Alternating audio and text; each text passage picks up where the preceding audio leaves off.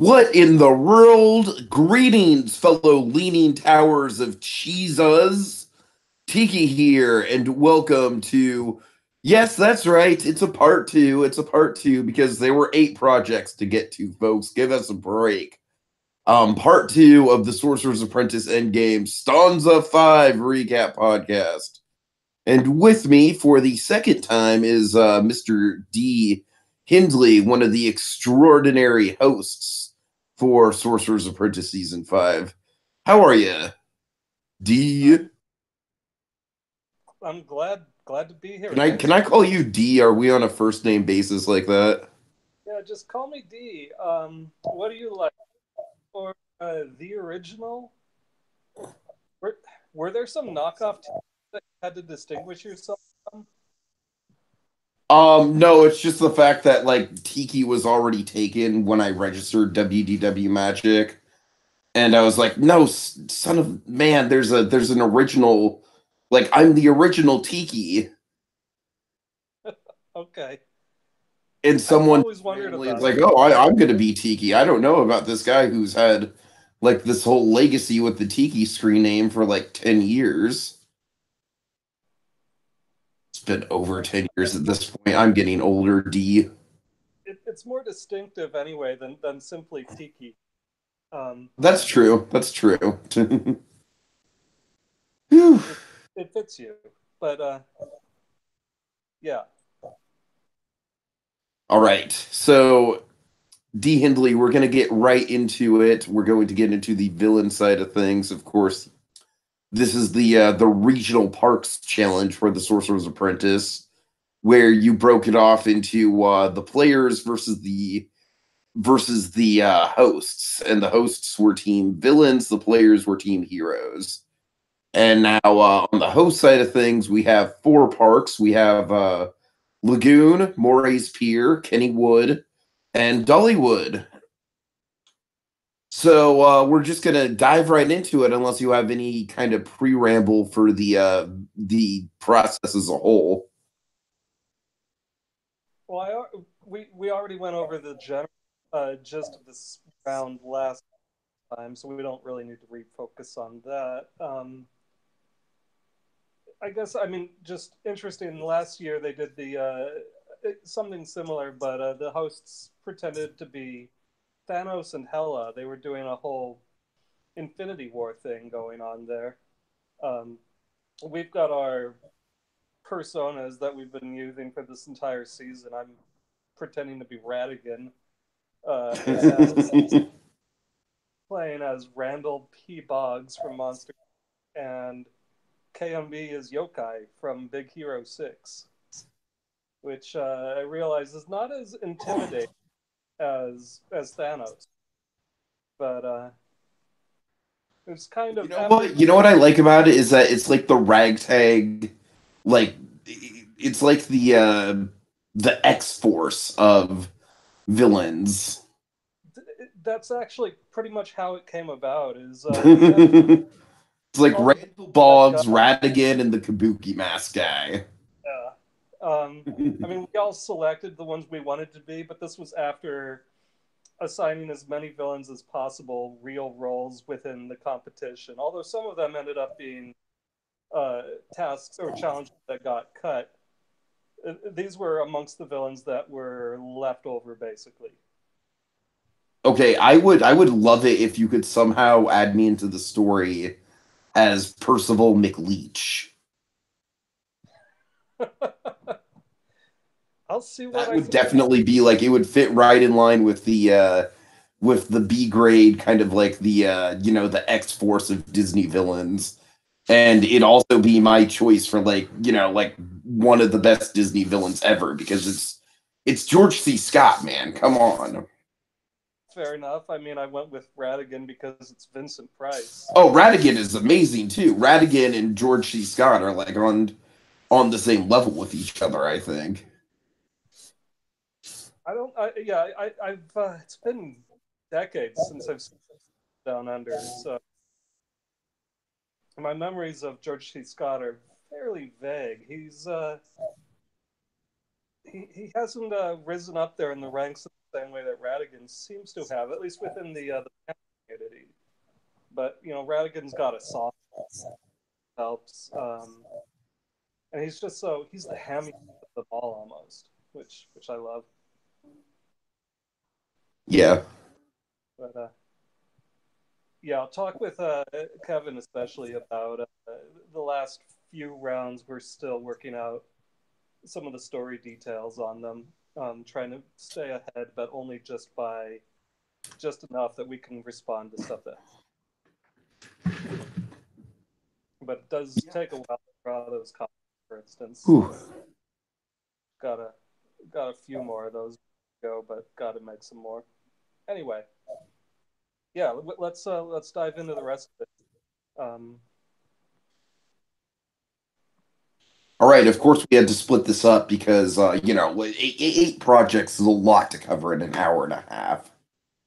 Like if we would have tried to do it, like okay, we're an hour and a half in, and we're going to cover and we're halfway through the podcast. I don't know. Like that's one of the things. Like there's certain podcasts I record. Like for example, I just did the movie memoirs podcast, the second installment of that. Kind of shameless plug for myself here. And what I did with that was it was every movie that Dragon and I had seen this month. And so that's something where it's like we can just go off for like 3 hours talking about movies, no problem, easy. But with this, it's like I feel like it takes a lot more concentrated energy when you're talking about these projects, and you can't just do it mindlessly.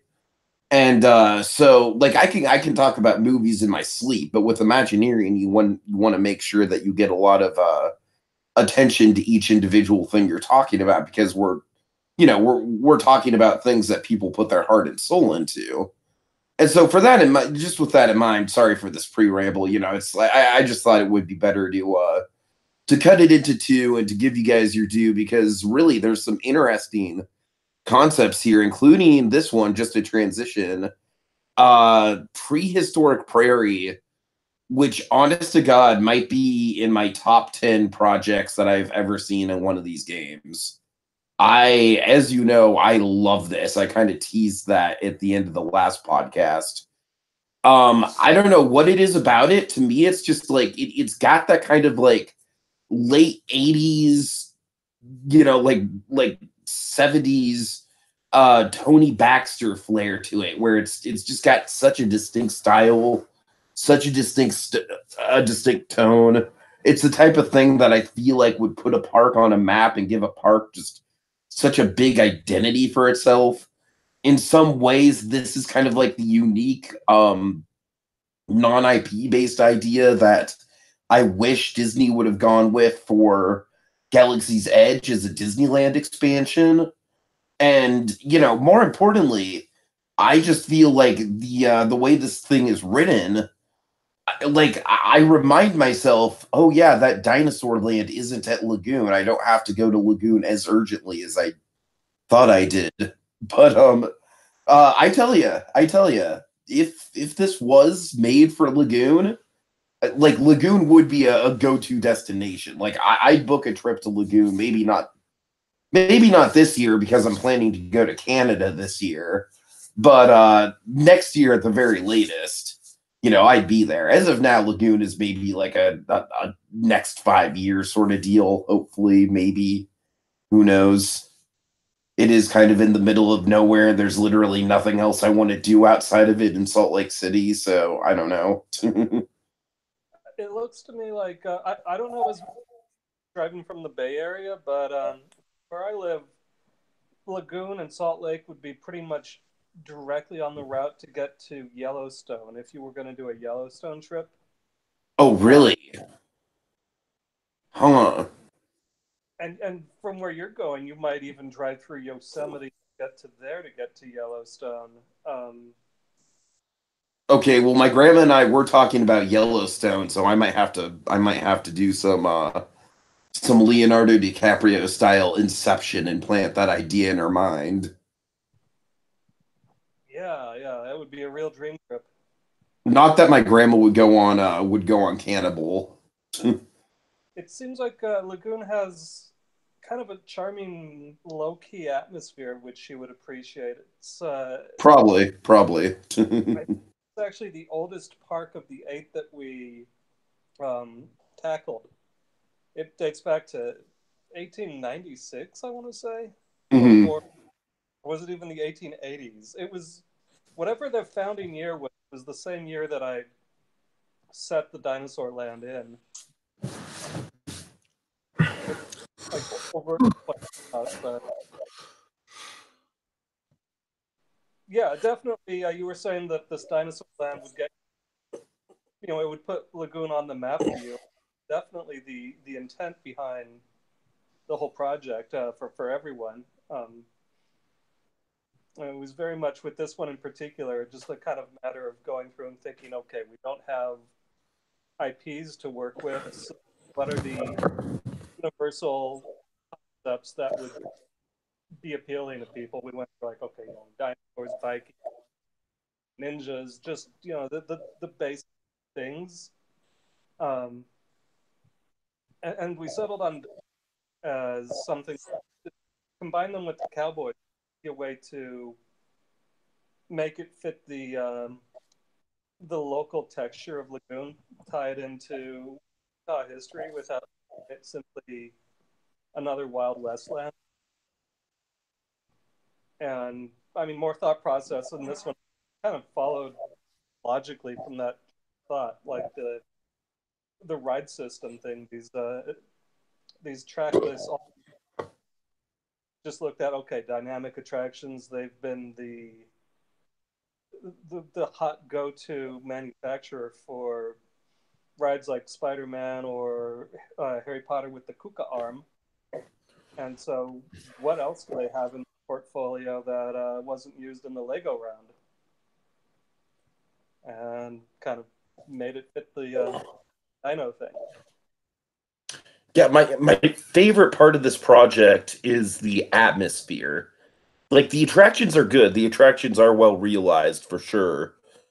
But I love the idea of like the slow build into the canyon and then the big reveal, like the welcome to Jurassic Park style reveal of the prairie and the Wild West town with the dinosaur inhabitants. The whole idea of these walk around characters and these more real than life character encounters, and just the idea that it's like a fully living, breathing atmosphere. I don't know. This is a project. It really captured my imagination. It really is something that got me excited for Imagineering. And that to me is almost the biggest compliment I can give a project like this. Dang, I kind of don't know what else to say about it. Then, uh, I mean, most of my own thought process and creativity is pretty much there to see in our brainstorm thread, and in what I wrote up. Would have liked to have more time to work on like homemade visuals for it, rather than finding all these cool dinosaur pictures, doing a lot of Google image search for So dinos did and you cow. just Google image search dinosaurs and cowboys and this is what came up? More or less. I also learned about a sci-fi original film called Dinosaurs and Cowboys. Oh dear. It Well, dates you back, know what? I'm sure it's not nearly as cool as this concept. well, it's not nearly as cool because it takes place in modern times. It just involves like some North Dakota fracking town, and the fracking uncovers a cavern of dinosaurs, then run amok and kill everyone Oh god. Oh with the man. If I ever have spare time and I need something to like pad out the podcasting schedule, I'll give that a consideration. Oh it, dear. Because that just sounds like a fun bad movie. it sounds fun bad. I read a few reviews because I mean, very curious. It sounds like it's actually just bad. Like they don't take full advantage of the premise, really. Just how to those two things. I mean, I'm not expecting much from a premise like that, though. That's the thing. Yeah, I mean there have been some classic films in that vein, like The Valley of Gwangi is this Ray Harryhausen movie about cowboys versus dinosaurs. It was basically just an excuse for him to do some more dinosaur stop motion. It kind of has the King Kong plot. They go in, they capture Uh the huh. dinosaur, bring it back to perform on a stage venue in a rodeo context in this case, and then it breaks free and runs amok. But Yeah. So speaking of rodeos and dinosaurs, I mean, I just love the idea of these incredibly elaborate walk around costumes and puppets, and it's just if it like could be done, all these things are just like out there to just like touch and look at and feel, and it's also tangible. and wasn't there a single walk around dinosaur at Animal Kingdom? Is it still Yes, there? Lucky the dinosaur, I believe was the name. Yeah, and that was what, like almost 20 years ago, I guess, that they made that thing. So Uh-huh. based on that rationale, presumably this could be doable. I mean, I love especially in my mind Well, the I think the thing that makes it tangible to me is that it's less a full animatronic and it's more like a costume slash puppet with some animatronic parts to it. I mean, there would be a variety of ones. You would have the puppet animatronic hybrid, as you're talking about, that roams through the town, and it would work a lot like those raptor costumes that got at Universal, Uh-huh. um, which not sure exactly the tech behind that. I think there's a person inside of those things, um, but there's clearly a lot of other stuff helping it out. So just to kind of continue in that vein, I mean, I even pictured there would be a few full-scale run horses that would be able to roam around in the prairie area. Um, and if they could be made semi-free roaming, wouldn't go in the same areas where people walk or anything. Um, oh, incidentally, hello to Ace and Twilight Zone. I've been watching your comments and not saying it. Twilight has a lot to say about Lucky. Um, also, she agrees that the dinosaurs versus cowboys is better, or she heard it was.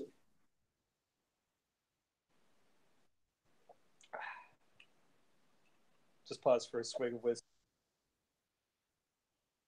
Um, yeah, All right, I think we've pretty much covered it. I don't necessarily think we need to get like too in detail about the attractions and everything. no, not really. I think the only other thing I'll comment on briefly is Lagoon has the mountain range to the east of it, and tried to set it up so that you would be able to see those mountains directly behind all the dinosaur stuff. So it would feel That's cool. That's a cool. lot or like the infinite edge that Disney Sea has with the way the ocean seems to extend out of the park, Hmm. or the mountains behind Hong Kong Disneyland. Just take advantage of the local scenery in a fun way. But yeah, we could move on. All right, so this next one is by by far the park that I know the least about, and without any offense, it's the park that I care the least about as well. Is that fair? Am I just not giving Morey's Piers enough credit? Like Well, I feel like Morey's Piers is like a wannabe Santa Cruz Beach boardwalk. different than Santa Cruz. I had no interest in it up until the point where we actually stepped foot on it, and then I started enjoying it. I've been there. Um, it's definitely more Jersey Shore. Uh, I believe this place was featured most famously in. There's that one episode of S.M.I.T.E where they go to the Jersey Shore and they're hanging out at the boardwalk and awful vulgar things happen that I probably shouldn't repeat. Um, but yeah, there's a very seedy vibe to the entire town of Wildwood, which is all centered around there's the boardwalk, and then Morey's piers are these three piers, um, separated by about 2 miles worth of boardwalk. So you have to either walk the boardwalk or take the tram that they provide, which is an upcharge. And they've got all the casinos and Ripley's Believe It or Not, or Bubba Gump Shrimp Company, and all sorts of other disreputable things, all up and down the boardwalk in between the piers. So it sounds like it's basically a giant Pier 39. Yeah. I mean, Pier 39 is. You're not going to get that. I mean, they have this huge beach. Okay. It's almost a mile, it feels like, in between the boardwalk and the actual ocean. These piers extend way the hell out, and they don't even start coming close to the water, um, which is kind of weird to me, at least. Like they have concerts in the piers out on the sand, which they often seem to do. Um, like they've got room to just set up with temporary stuff out on the beach. But most of this is not owned by Morey's. The only stuff that Morey's owns is the actual piers. Which work like Santa Cruz in that it's pay per ride rather than ticketed entry. You can do the same thing I think that Santa Cruz does and get like a wristband, which gives you unlimited ride use. The wristband is the only way to go at Santa Cruz. Yeah, and it's in that was the same deal with Morey's. Uh-huh.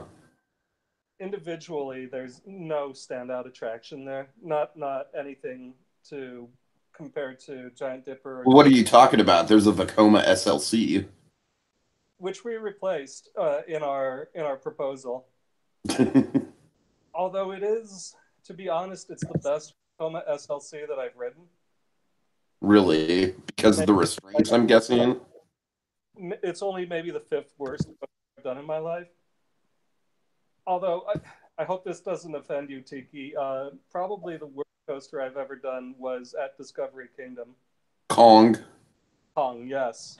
Yeah, Kong is pretty awful and we need to replace it. I no offense taken at all. In fact, Okay, I'm kind of flattered. I'm like, yes, he gets it. you knew what I was You're referring to. local. He hates Kong as much as I do. The, uh, the write-offs were bad mouthing it before we even got sent out. Oh It yeah. was Oh, the write-offs badmouth Kong all the time. Yeah, that's as a local, I can tell you that happens all the time. It's basically a joke in the park. that's amazing. Oh dear. So I mean, the best ride they have there is a middle tier wooden coaster, the Great White, which is Uh-huh. it's good, but it's also not going to be the thing that gets you out there. And hence this is my reason why it's just not on my radar at all. Like how I don't know, how close is it to Great Adventure? Um, Hard to say for me because we drove to both of them out of Philly. Uh, they're both Uh-huh. they're both within 2 hours drive of Philadelphia. Um, I mean, I wouldn't go to it unless it was like I could do both that and Great Adventure in the same day, and I just make a quick stop there just to do Great White, probably. I mean, I would say if you're going to Great Adventure, that's a whole day right there. Um, Oh, I'm sure, yeah. so I mean, you would maybe after Great Adventure, you'd drive to wherever you're staying for that night, and you could add on Morey's as something that you could do either the day before or the day after. Knowing that it only opens at 2 p.m. and it's really only good after nightfall. Uh-huh. Definitely comes to light with all of the just the neon lights that they have and everything. Especially, we were riding the Ferris wheel as the sun went down, which was a big show-stopping moment. So I said their best ride there is Great White, but their best overall attraction is probably a haunted walkthrough. To give you an idea of the the scale that they're working with, or the quality level they're working with, a permanent scare is their best thing, and it's a good scare maze. But you know, it's still like it's not up to like Universal Halloween Horror Nights level or anything. Right. Um, so other than in the project, other than changing up the aesthetics a bit, looked to give it some rides that would be more appealing, but stuff that would be a lot more in the vein of what a regional park would realistically be expected to get, like replacing the SLC with an Intamin Blitz coaster. Um, Yeah, you see, that sounds like perfectly reasonable to me.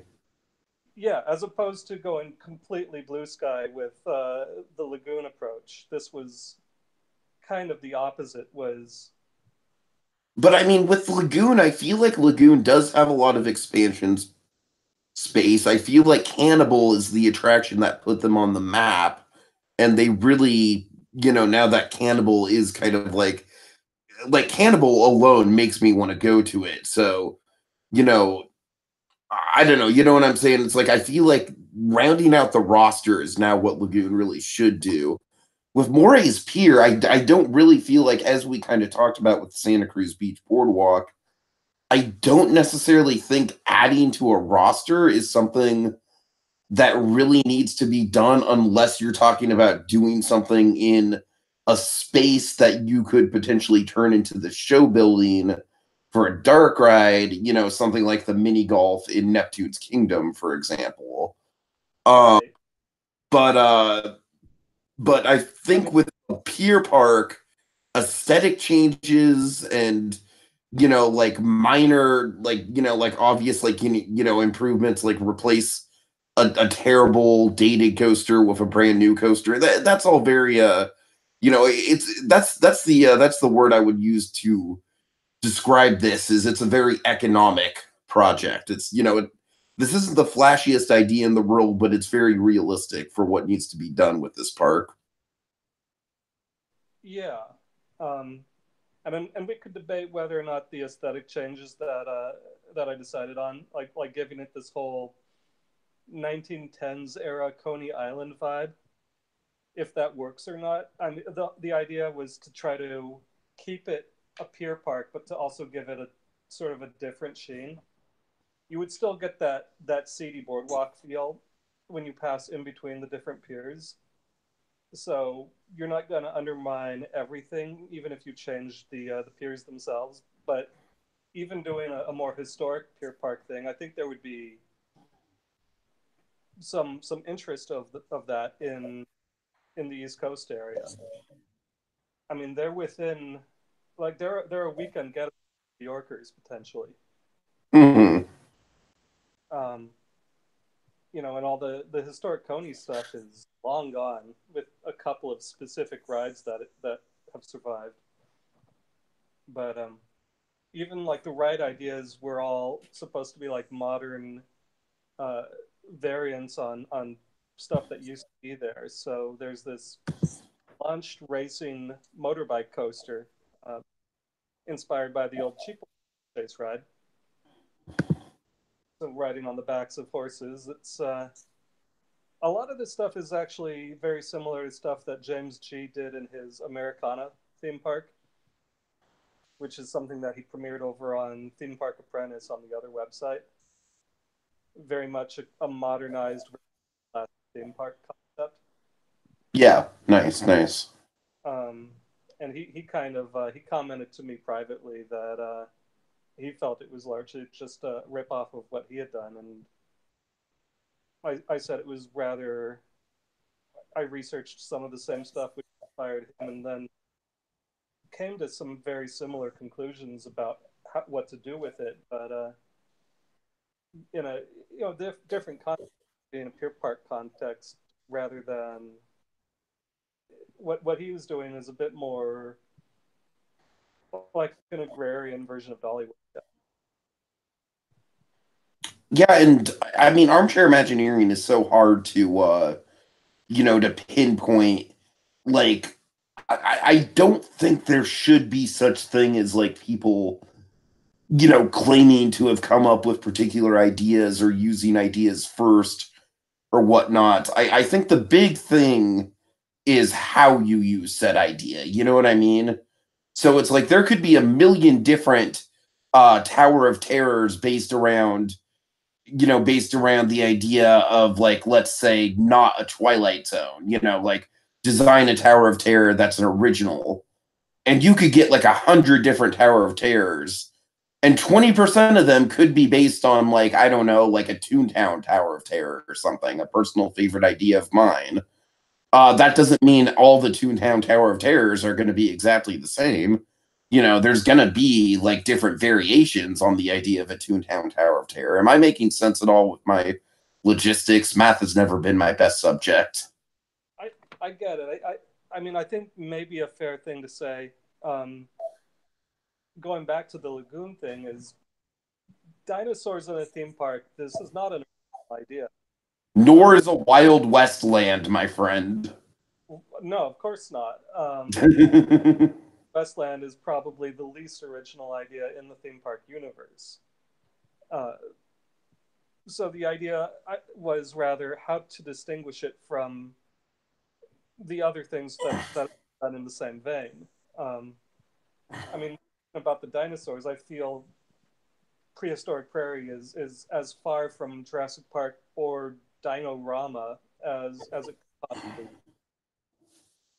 while still satisfying the same passion. So, yeah,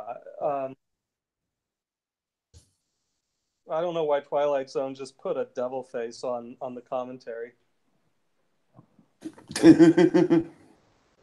I, most of their conversation has been about Lucky, just praising Lucky, the Dinosaur Land dinosaur thing. Hey, Lucky was ahead of her time. The only thing about Lucky that I'll get into is the fact that they needed to have that cart that Lucky rolled around with her, and that cart actually contained the programming, like the actual hardware that made her work. And I also believe that she had to have a cast member with her too. So Lucky was definitely an interesting concept, but I feel like she was limited by the technology of the time. And I think Galaxy's Edge is going to be the really like the Potter lands are a step in the right direction for that. They really are, because each cast member in there is like very, very in character and everything like that. But Galaxy's Edge is going to go a step further in terms of immersion. Like, that's going to be a point where it's like we're not going to know, like, who's an animatronic, who's a puppet, who's an actor. That it's going to be crazy. It'll be interesting to see. You've heard more about it than I have. Apparently, Lucky could sign papers, according to Yeah, oh Twilight. yeah, oh yeah. Oh, Twilight Zone. I thought she was talking about the Twilight Zone Tower of Terror. I guess she's partial towards the idea because of her username. Fair enough. I mean, the Twilight Zone Tower of Terror is the original, man. That's where it all began. So I can't fault you for being partial to that version. Would that mean that you're very partial to Hero? Is that where your name comes from? Yes, that you would be correct in assuming that, sir. Very good. Incredibly partial to the Tiki Room. You have good taste. I have stories. I have stories of my love for the Tiki Room when I was like 12 years old, like marathoning it over and over on Christmas Day.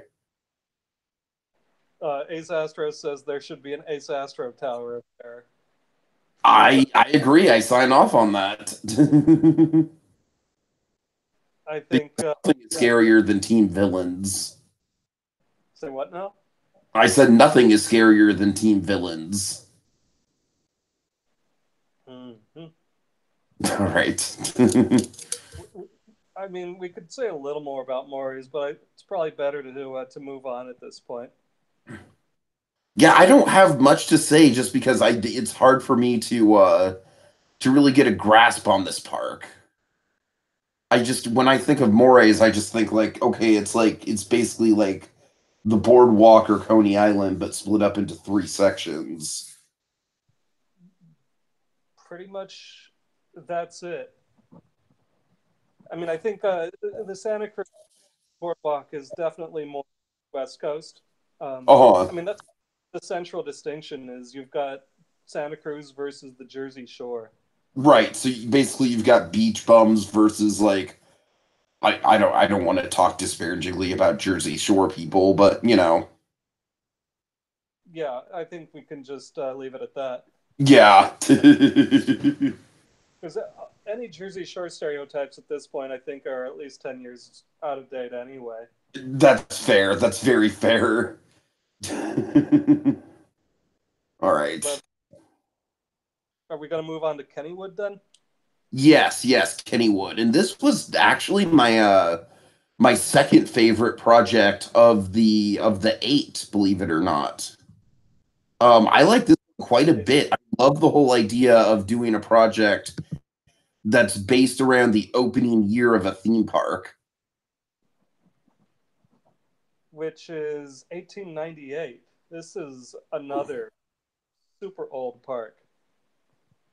And you can sense that history when you go to it. It definitely feels like a pre Disneyland concept for a park. Uh, Ace is very pleased with your praise. You know that Ace Astro is responsible for this whole part of the project.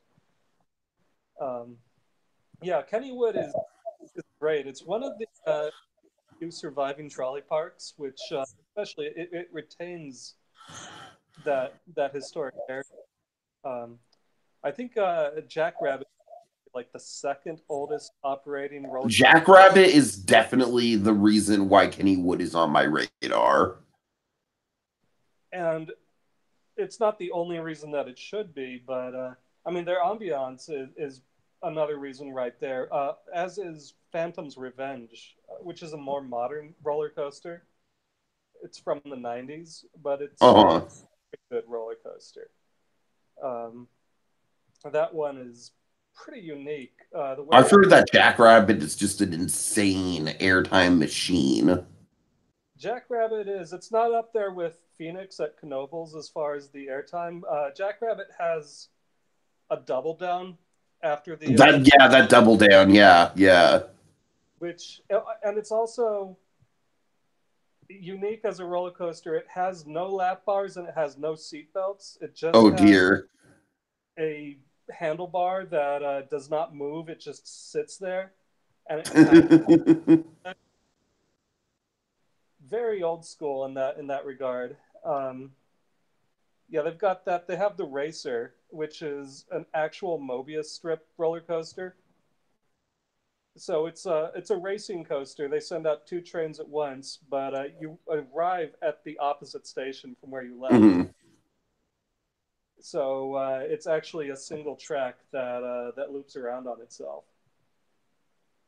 Phantom's Revenge, of course, is that one's unique for having a lift hill that's maybe 100 feet tall, and the first drop is about the same. But then the second drop, they've got this huge cliff going down to the Ohio River. So the second drop is like 225 feet. Oh wow. Oh damn. Um, and then that one is an amazing airtime machine. Um, very, very surprisingly so. It caught me completely off guard because you don't even look at the hills and think there's airtime on them. But Yeah, yeah, right.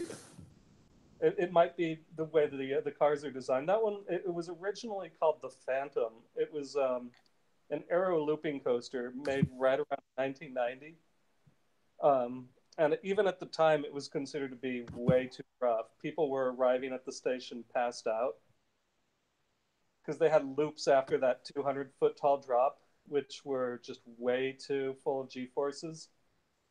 So it got retracked by another company. They got rid of all of the inversions, turned it into something more like a hypercoaster. And it's become, a lot of coaster fans in the US consider it one of the top 10. But anyway, apart from those, Kennywood Definitely also selling me on has this like park more and more, I got to admit. they have the old mill ride from 1902. It's now called Garfield's Nightmare. They keep retheming it every 20 years or so, but it has the same ride vehicles and the same layout as it had over 100 years ago. Um, what else? They've got the old Kennywood or lost Kennywood area, which feels like it feels like what Paradise Pier should have been. Like frankly, they got it better than Disney did with the old vintage park thing when Mhm. they made a new version of uh, They have complete with a Storm pretty Chaser, well. right? Say what? Do they have Storm Chaser? Sorry, say that again. It's an RMC. Don't they have an RMC Storm Chaser or something like that? That's Kentucky Kingdom. Oh, that's right. Yeah, I'm thinking of Kentucky Kingdom. Yeah, yeah, my bad. Yeah, Kennywood doesn't have any RMC. They've got this ride coming out this year, Steel Curtain, or is it Iron Curtain? Steel Curtain, I think. It's this. It's They have Steel Curtain. I know what you're talking about. that whole the Pittsburgh Steelers themed land that they're creating right now, and that ride looks berserk. Like it looks like an El Loco on steroids. Like I've never seen anything quite like it before.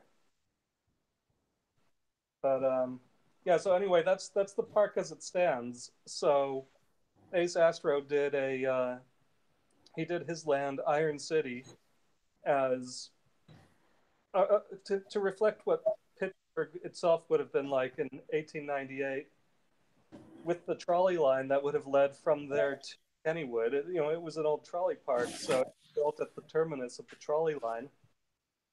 So you've got this trolley ride next across the roadway, kind of like the Hogwarts Express. Hmm. Another way of getting from the new land, which is built in part of the old parking lot. Where it's like it's technically effective transportation, but really it's more for a transition into show. Yes, but,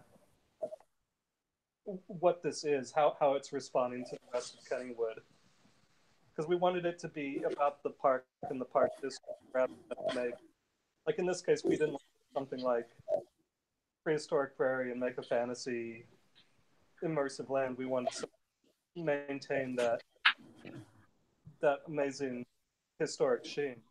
Um, and Ace made an RMC for them, which, as we stated, they don't yet have.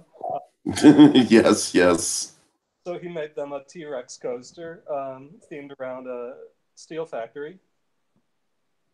So single rail um, with a nice immersive setting. I think it would be a lot of. I know there's a dark ride. I think it's a boat dark ride, uh, which also uses the steel factory show building. And That's one of the things I like about this is the fact that it's an immersive land with a theme that you can latch onto, and it's got a location that has like multiple different things going on in it. I really like the kinetic energy at play there. like doubling down on that building. Yeah, yeah, for sure. Yeah. And we were debating up until the last day almost what exactly to do with the dark ride. Yeah, as Ace says as well, it was a struggle up until the end. We went through a lot of ideas. He probably thought through a lot more that I never heard about. Some of the other ideas, like he created Exposition Park, this recreation of the old historic baseball field from that era. Would have regularly scheduled vintage baseball game performances. Just there would be a lot of just turn of the century streetmosphere going on. Mhm. Um, kind Which of makes sense for a park like this. Like that wouldn't make sense at Disney, but it would make sense for a park that's this like grandma's apple pie style old fashioned Americana. which I mean the struggle there was feel distinct from Main Street because there's a lot of the same concepts at play there. Like I think the Main Street in Florida has more of a vintage baseball element to it with stuff like Casey's Corner, um, and there's just the barber shop and same that same colorful vibe.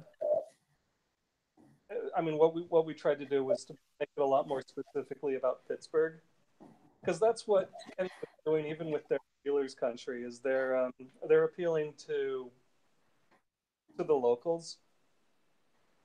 And I mean, we want an edition that would bring people from out of town, but we want to still have it be this local park first and foremost. I think there's a lot of pride in Kennywood out there in Pittsburgh. It sounds like it, yeah. And it is yeah, if it wasn't on your radar before, it's one of the parks that I've really fallen in love with. It's just, I mean, I love parks that have great atmosphere, and this one certainly does.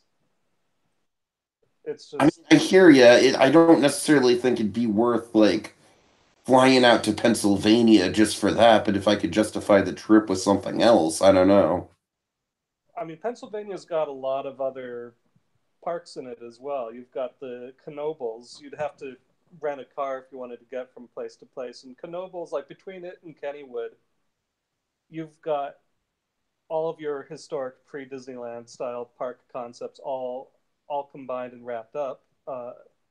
You're not too far from Philly and from Great Adventure. Hershey Park is there, and you're also not too far from like Kentucky Kingdom, which is definitely not worth a trip on its own, but it's got a couple of neat like that Storm Chaser RMC. Yeah, I mean, I can't guarantee like a trip anytime soon, because obviously there's just a lot of stuff on my radar to do, but we'll see. We'll see. I'll get there eventually, hopefully, maybe. I mean, of all the regional parks that I've personally been to, the only one that I would say is specifically worth a trip just for that one park would be Cedar Point. Well, yeah, that makes sense. But all the others are like I saw a whole bunch of parks all in a single fell swoop, basically, just with this roller coaster road trip last year, which was a good way to do it. Got a We were all in the mood to do parks like that. You got to see you really appreciate the differences between them when you see them all in a row like that. Mhm. And it also made the parks that are more generic feel even more generic in contrast, which was kind of what Hershey Park was like struggling and failing to be. Those good old Six Flags Americas of the world. Yeah, but do you have anything else to say about what Ace did with Iron City? Honestly, not really. I don't have a ton to say just because I'm not that familiar with the actual park. But like I said, I really like the thought that went into this from a historical point of view. Like this isn't like a much like the Dinosaur Project. It's not a well-known IP or anything, but it is a. It kind of reminds me of what Magic Mountain did with the Screampunk District, where they took kind of like their own thing, like their own spin on steampunk, and made it a basis for what I understand is not a Disney level land by any means, but for Six Flags, maybe the most immersive, land that Six Flags has ever done.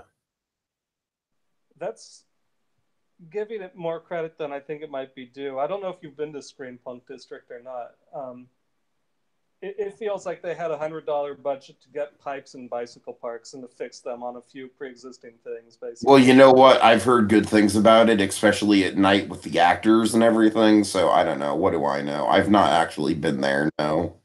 I mean, since they've expanded to year-round operations rather than weekend only, I make it a point of going at midweek when I do go. So stuff like Street Fighter is definitely not going to be operating. I mean, I will say the Twisted Colossus when it's dueling is just one of the most fun rides. I think I said this last time also. Uh-huh. All right. I mean that's totally fair. Like I said, I don't know where I got the idea that Scream Punk District was some great like masterpiece in placemaking, but my whole point is I'm sure, and this is better executed than Scream Punk District to be sure. My whole point though is that it's an original idea that doesn't really take much to execute, but I mean that in a good way. You know what I mean? It's like it's a nice, simple concept that's easy to nail down and easy to understand, and I think it really kind of hit the nail on the head with that. Yeah, which when you're doing original ideas, especially in armchair imagineering, they need to be graspable in a finger snap like that. You can't have Hmm. a super elaborate backstory. Like if you were to try to present Pandora or Harry Potter without having the film in advance, it would change how you would approach it. I mean, you could do a generic wizard's village like Harry Potter, but wouldn't have the same specificity with some of the details. And then Right. Avatar, that's. I mean, if you could, of course, do an alien planet land. I'm not sure if you would go that route. That's basically what I view Avatar as, anyways. Honestly, it's like, all right, this it's like I really don't care about the IP, but the best thing about the IP is the environment. So, yeah, it's Alien Planet, the land. That's how I feel about Cars Land. I, The I mean, that's fair. I have more of a nostalgic connection to at least the first Cars movie, just because I feel like some of the themes of the tourist town off the side of the road kind of appeal to me. But Cars Land is very well executed for what it is. I mean, I think you've got the informed cars, the nostalgic Route 66 towns are already appealing in their own right. The Southwest with the rock already appealing to begin with. So all of that stuff shines through, whether or not you care for the IP.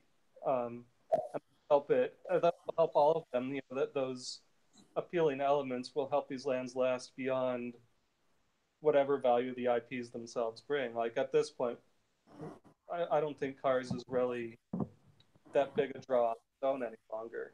Um, but At this point, I do think that Cars Land is better known, at least like better regarded and better respected than the Cars franchise in terms of movies.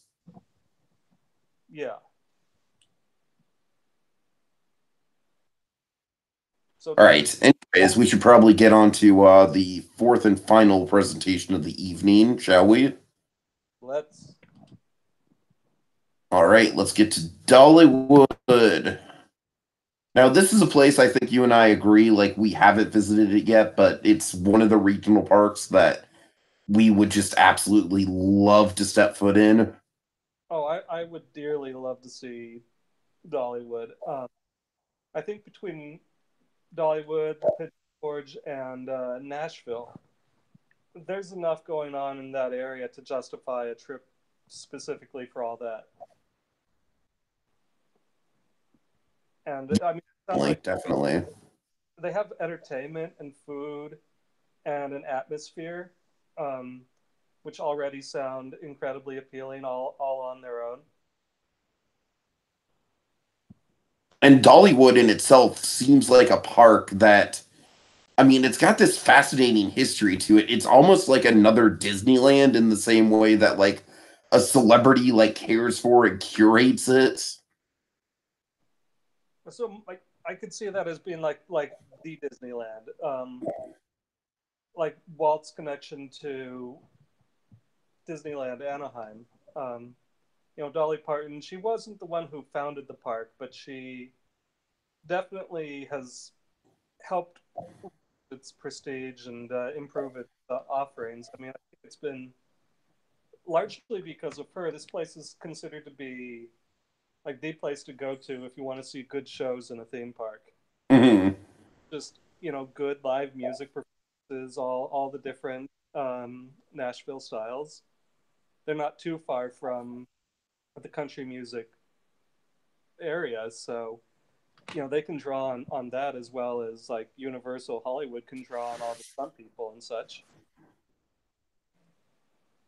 And they've got that what looks like that beautiful Smoky Mountain setting, which Yeah, which I'm sure involves lots of uphill traversing that isn't going to be too fun when you actually visit the park, but probably adds to the overall atmosphere and ambiance of it all. and that was one of the big challenges when we were starting to talk about how to develop this park. And I think it was the same challenge they had with Silver Dollar City: is where could we develop something? Um, I mean, looking over the maps and trying to piece out rain was, uh, realizing that yeah, we're going to have some uphill. Like it looks like Wildwood Grove, the land that they're opening this year, is already it's uphill from everything else. But yeah, it seems like I get the impression it would be like Magic Mountain in a way. Like you would have to hike over the hill if you want to do a full circuit through the park. Sure, sure. But at least they have more of that place throughout rather than Magic Mountain. You're hiking up the hill. Feels like you're just kind of way out in no man's land. Yeah, that far side of Magic Mountain is weird, man. Yeah, It's just like it's the part of a theme park that no one wants to be in. I had a really weird experience like that in Hong Kong. Um, at Ocean is their version of SeaWorld, basically. Uh-huh. Um, Half of the park is way up on the top of this mountain, like this crag overlooking the South China Sea. There's the only two ways you can get to that half of the park. You have to take the Skyway or the tram. There's no way to walk there Uh-huh. because it's like a mile and a half away from the base level stuff, and it's so hilly. And there's I walked about a mile in 90-degree humidity without seeing a single soul, walking along this roadway on the side of a Hong Kong mountain overlooking the Oh ocean. God. Immediately after having done this ridiculous mine train ride, um, the actual layout is one of the lousiest coasters I've done, but the setting, we were just perched over the 500-foot cliff drop off to the below, Yeah, yeah. and the whole context of it was just jaw dropping and surreal. Uh, but yeah, yeah, that's a 10. All right. Okay, so Smite 2099. I gotta tell you with this one, I'm of two minds about it. On one hand, I do admire the ambition behind it. I like how original it is. On the other hand, I don't necessarily think dystopian sci-fi is the best fit for Dollywood. Yeah, I hate to say it, but I would agree with you there. I feel it undermines the happiness. Dollywood and Silver Dollar City are both known for. Like, I feel like this page right here kind of encapsulates what I'm talking about. It's like this is the mood they're trying to create, and this is not the mood that I think of or that I want to think of when I think of visiting a Dollywood park. I mean, I think what Kevin was going for with this was um, to create a cautionary example. Like, this is what would happen if we don't take better care of not turning into a next dystopian future. Um, and I don't think the images you're referring to are showing up in the video. Um, Oh, really? yeah, I, Oh, shoot. How did that happen? Okay, I'm sorry. but Hold on. yeah, it's basically Mad Max in the Smoky Mountains. Um, like there's descriptions in the ride description about like mutant bears and things like that. It's like annihilation, which is, as you Weird. vicious and Okay, un- I don't know what's going on with the screen share. I'm sorry, folks. We'll just kind of have to wing it for the end of the podcast. I mean, I know Silver Dollar City, and I suspect all they're from the same company. In Silver Dollar City, they have a policy that the guy wins. Like when they have a ride which is about bandits, the law, the bandits are always caught at the end, even if it's really abstract because it's always being told in the form of a roller coaster. Um, so this feels like it's, I mean, it's so far removed from everything else in Dollywood, but honestly, it's hard to think of a new land concept for a place like Dollywood. Yeah, I don't necessarily know what the land makeup is in Dollywood. All I know of with Dollywood is specific attractions like the Mystery Mine and the Fire Chaser Express and stuff of that nature. I feel like it'd be a really killer family park, like something I could take my mom and my grandma to, and they both love it.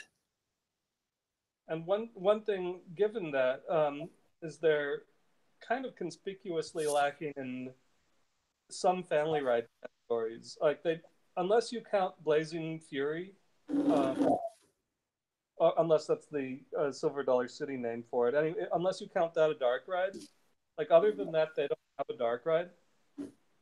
Um, like Fury is the firefighting coaster, right? yeah, the one which is there's like a The drop one down. that's not Fire Chaser Express, the other firefighter coaster. Yeah, like Yeah, I would count that as a dark ride. I mean, it's not a pure dark ride. It has a like a 44 height requirement, which undermines one of the qualities of certain dark rides is that they're accessible for the entire family. Like they're I mean, yeah, that's true. I'm just like it's not like a pure dark ride, but for me, it's got enough of a thematic entanglement to it that I would be excited to do it based on like, hey, this ride's got dark ride elements in it. sure. I mean, it's a hybrid case. It's I mean, it would be like saying I mean, Indiana Jones is a dark ride, but it's also not a relaxed ride. It's I think it has the highest requirement at Disneyland. Like I took this Uh-huh. there, and it was the only ride he couldn't do. Um, it's definitely not relaxing in the slightest. And you So see, I actually, this is weird because I would not consider Indy a dark ride. I mean, it's definitely something with dark ride type elements in it, but I would definitely classify Indy as a thrill ride first and foremost. okay, I mean, I think technically speaking, it's a dark ride. It is also a thrill ride, unless we're saying that a dark ride has to be more purely relaxation based. And there, I mean, I'm not saying relaxation based, but I'm saying that slow moving is kind of a staple of dark rides for me at least. okay. I don't know. Now we're just honestly having a really meta conversation type debate about like the nature of categorization. So I don't know how many people listening honestly want to hear about this stuff. Because yeah, or we could just roller coasters even like if it's powered, is it not a roller coaster? God, yeah. You know we could go off on tangents. I mean, I'm Tiki. I'm known for the tangent. The original tangents, yes. All right. I mean, we've addressed at least lightly how we feel this is maybe an awkward fit for Dollywood. Yeah, like I said, I feel like it's a decent idea. I feel like it would fit in, like, honestly, I feel like it'd fit in, like, at a UK park, like something like Alton Towers or something like that. Oh, that would Uh, I just, Dollywood is just, it's not what I think of when I think Dollywood. Dollywood, it's just got that kind of like down home charm. And I don't know, this kind of turns that into the Hunger Games. And I'm not down with that vibe all that much. yeah, I think there are not very many parks where you could do something like this. It feels like even like Universal, this would be too out there for where Universal's been headed. Like it's a place that if you actually lived in a post-apocalyptic Smoky Mountain dystopia, you would not want to live there. Yeah, exactly. Exactly. Which I mean, I'd love to see more parks that would be able to tackle subject matter like this. You know, immersive about topics which they wouldn't otherwise address, like a Mad Max kind of setting, for instance. But I don't know that I there's mean, any. don't get me wrong, man. Like the idea of a Fury Road e-ticket. Oh man, that just makes me salivate just thinking about that, man. Oh, Yes, oh man. Oh Jesus. I could imagine something like that using Shanghai Pirates technology. on a boat ride system. Well, no, not necessarily the boat ride part, just like the giant screens mixed with physical sets. Okay. I would try to do that exclusively physical, if at all possible, all practical. I mean, because that kind of would get to the point of what the Mad Max is uh, all the full vehicles and everything. But I mean, Yeah, that's fair. yeah. Now we're getting into the question of screens and how they best operate in contexts like this. I mean, I always like the practical more. Although I think something like Shanghai Pirates is a very good combination of the two elements. It hardly ever does it rely 100% on the screens.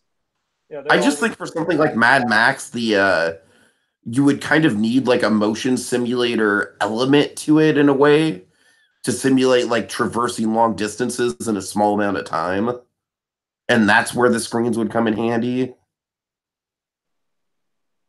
Almost like how Forbidden Journey uses screens like as a transitioning point. yeah. I mean, I'm picturing something more like Radiator Springs Racers as being like on that scale. You get that sense of the vastness of the desert and everything without having to simulate it.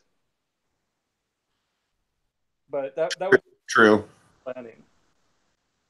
Well, all I know is that I want a fully functioning animatronic with a animatronic guitar player with a flamethrower guitar that actually shoots flames. That would be easier to do. Like you could overhaul Waterworld at Universal and turn it into live stunt show version of it. I mean, Waterworld's basically just Mad Max on the water. Yeah, pretty much. All right. Okay, yeah, I think it's pretty straightforward with Dollywood. Like I said, I don't not enjoy anything, but at the same time, I don't necessarily think that the bleak tone works well with the park because when I think of Dollywood, it's just like the image of just a smiling Dolly Parton with a freaking like I don't know. For some reason, Dolly Parton serving me a chicken pot pie is the first thing that I think of when I think of Dollywood. Just Dolly Parton with like a shit-eating grin on her face, being like, "Y'all come back now. You hear? Now here's some pie on the house." And the And first thing of is lightning rod. Um, but outside of that, it's probably their that cinnamon bread they're famous for. oh yes, of course. Um, but I mean, I think, I mean, part of the point with going with a an ambitious concept like that in this context is, we weren't even technically competing. This was basically just a free a free chance to go blue sky with a few parks just to have some fun. Sure, sure. I think it's in that kind of context absolutely worthwhile to explore an idea like that, which is a little more risky to see. If it could work, then it would be fantastic because that was kind of I feel the dinosaurs were incredibly blue. That wasn't a safe concept, just as far as the tech approach that I was bringing into it, at least. I mean, I think it's always safe to say, okay, people want dinosaurs, give them dinosaurs. But even so, like it would be entirely unlike anything Lagoon has seen. This would be entirely unlike anything Dollywood has seen. But I think, I mean, Dollywood is, I mean, they're closer to being an immersive Disney type place to begin with. Right. Their concept is very specifically defined and fairly narrow. Seems to be this kind of nostalgic view of Smoky Mountain area primarily. There's not really that much in the way of fantasy or IP. There's no IP that I know of, other than Dolly Parton herself. And I mean, maybe do something with like the Nashville music scene, but what exactly that would be, even I don't know. So yeah, I think it's one of the more challenging parts. It's deceptively challenging. Yeah, and that's the thing. I do feel like it's one of those like it catches your eye as a potential thing to work on, but then you realize the limitations of it. The fact that the theme is very boxed in, and the terrain nature of the layout of the actual park, and all those different factors. And so Dollywood, you're right, Dollywood is a challenge to work on for sure.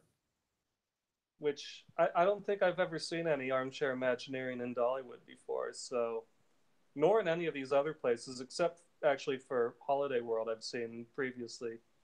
Um, but I'd love to see new ideas because we could have always just come in and said, "Okay, guys, fix Dinoland US again," Uh-huh. which we're not going to be doing. That's not a round up, so don't worry, anyone. But yeah, I think this was a fun round. I also had fun exploring all the new parks. Hope everyone had fun designing restrooms. Oh dear. Have you seen those yet, Tiki? Well, let's see. So projects 6 and 7. Now help me out here in terms of scheduling. What project just got handed in? They just handed in Project 8. Okay. So, And when is project 9 due? when did I set that to be due? I think it's due sometime this weekend. I'll have to get back to you on that one. You'll see. Okay, I mean, unfortunately, I think internally we're going to be probably a stanza or two behind for the rest of the season unless some miracle happens. But rest assured, Pi and I will be covering stanzas 6 and 7 tomorrow night. We're going to be going live a little earlier tomorrow, probably around. I haven't discussed it officially with Pi yet at the time, but I'd guess sometime around 9 p.m. West Coast time, or I'm sorry, 6 p.m. West Coast time, 9 p.m. East Coast time is around when I'd wager to say we're going to be going live with that. Okay, Anyways, thank you, D. Hindley, for joining us a second time, my friend. You've been a very valuable asset to have in the podcasting Rolodex since Pie's been away on some business. So I appreciate it. oh, it's fun. Let's see. Ace says the 10th is going to be when the next one's due, which, yeah, that's Sunday. Okay, well, I was hoping, I don't know, like, I might, huh? How, so Project 7 is the bathroom project, right? Uh, Project 8 is the bathroom. 8, right, I'm sorry. So 7 was there's not a lot to it. yeah. There's not as much to be said on these shorter rounds, so they shouldn't be as long to get through. I mean, I might be able to crack it out on Saturday. I can't guarantee it, but if we could crack Project 8 out on Saturday, then that would mean that we'd be all caught up. So I don't know. We'll work towards that. We'll work towards that goal. Or you And could do. I just wanted to announce, and again, this is all about playing catch up and everything, but I do really want to do a story so far podcast with Pi on just instead of talking about the projects, literally just going stanza by stanza through the first 7 projects, since that's the halfway point in the season, and just talking about the story and screen sharing all the artwork and everything, and really giving that element of the season its due, because I feel like like, look at this. It's like we've only talked about 4 projects, but we're veering in on an hour and 20 minutes already, which isn't a problem. I'm just saying, when we get to talk about these personal projects, there's only so much other content we can fit in before the podcast length really kind of starts to drag. But I do want to give the story its due, because I know you guys have worked really hard on it, especially with the artwork and everything. So we'll try to figure out how to do that maybe sometime in the next week or so, if Pi is available. We'll see. But in the meantime, like I said, D. Hindley, thanks again for coming on with me. And thanks to everyone in the chat for watching along. You guys are awesome. And I will see you later. And don't let that leaning tower of cheese fall on your hand and make a mess. Don't do it. Just eat it. Just eat it. Just lick it. You just gotta lick it. Yeah. All right. I'm gonna stop Hey, now. yeah, good Hey, night. look, it's the leaning tower of cheese. Yeah, All right. thank you, sure.